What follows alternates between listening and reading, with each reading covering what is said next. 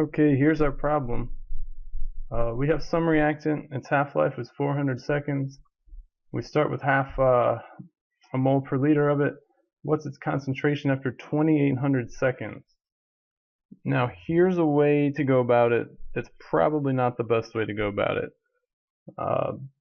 But what you could do is this. You could find the rate constant, since you know this equation that relates half-life and rate constant, and you put in 400 seconds for half-life,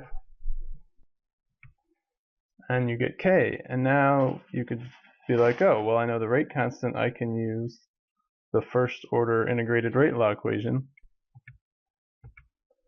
But then to solve that for the concentration after some time, in our case 2800 seconds here, we have to take the anti-natural log of both sides. Or actually, the way I like to think about it is that what this whole equation is saying is that e to the power of all this stuff on this side equals this. So we can just write that out. And there it is. E to the power of all this stuff equals the concentration after 2800 seconds. And now you can see this is a bit tricky. So yeah, if you manage to plug all that into your calculator and get the order of operations right, check back with me in 8 minutes when you figured it out, and that could work for you. But here's the better way to approach this problem. We could say, hey, how many half-lives elapsed? We can figure that out, right?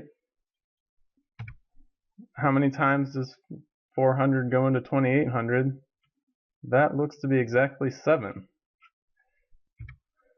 And that is the value of n in this handy equation.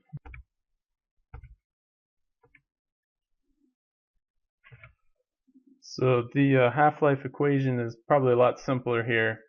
We just figure out that 7 half-lives elapse in 2800 seconds and plug that 7 in for n, and we get our answer pretty quickly.